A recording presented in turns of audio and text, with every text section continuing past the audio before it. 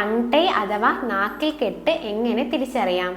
Tongue tie ഉണ്ടെങ്കിൽ കാണാൻ സാധ്യതയുള്ള കുറച്ച് ലക്ഷണങ്ങളാണ് പറയാൻ പോകുന്നത്. കുട്ടികൾ നാക്ക് നീട്ടുമ്പോൾ നാക്കിന്റെ അറ്റത്ത് ഒരു W ഷേപ്പ് പോലെ കാണാൻ കഴിയും. പിന്നെ നാക്ക് മൂവ് ചെയ്യാനായിട്ടുള്ള ബുദ്ധിമുട്ടുകൾ ഉണ്ടാവും. നാക്കിന്റെ ചലനങ്ങൾക്ക് ബുദ്ധിമുട്ടുകൾ ഉണ്ടാവാം.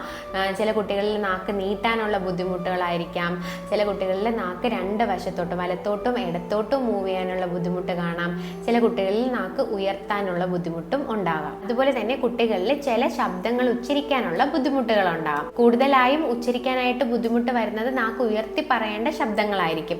ഇപ്പോൾ ലാ, ഡ, ണ, റ എന്നിങ്ങനെയൊക്കെയുള്ള ശബ്ദങ്ങൾ പറയാനായിട്ട് ബുദ്ധിമുട്ടുണ്ടാകും. അതുകൊണ്ട് തന്നെ കുട്ടി സംസാരിക്കുമ്പോൾ ഒരു വ്യക്തത കുറവ് നമുക്ക് അനുഭവപ്പെടാം. ചില കുട്ടികളിൽ ഫീഡിംഗ് ഡിഫിക്കൽട്ടീസും കണ്ടുവരാറുണ്ട്. ചില കുട്ടികളിൽ ടങ് ടൈ ഉണ്ടെങ്കിലും സംസാരത്തിനെ അത് ബാധിക്കില്ല. ടങ് ടൈയുടെ തീവ്രത കൂടുന്തോറും നാക്കിന്റെ ചലനത്തെ അത് ബാധിക്കുകയും സ്പീച്ചിന്റെ ക്ലാരിറ്റി, അതായത് സംസാരത്തിൽ വ്യക്തത കുറയുകയും ചെയ്യുന്നതാണ്. ടങ് ടൈ ഉണ്ടോ എന്ന് ENT ഡോക്ടറാണ് സ്ഥിരീകരിക്കേണ്ടത്. ചില കുട്ടികളിൽ ടങ് ടൈ റിലീസ് ചെയ്യേണ്ടി വരും.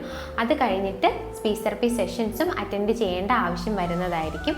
ചില കുട്ടികളിൽ ടങ് ടൈ റിലീസ് ചെയ്യേണ്ട ആവശ്യം വരില്ല. സ്പീച്ച് തെറപ്പി സെഷൻസ് കൊണ്ട് തന്നെ ചേഞ്ചസ് വരുന്നതായിരിക്കും. അപ്പോൾ ഇങ്ങനെ എന്തെങ്കിലും ലക്ഷണങ്ങൾ കാണുന്നുണ്ടെങ്കിൽ ഒരു ENT ഡോക്ടറിനെയോ സ്പീച്ച് ലാംഗ്വേജ് പത്തോളജിസ്റ്റിനെയോ കൺസൾട്ട് ചെയ്യേണ്ടതായിരിക്കും.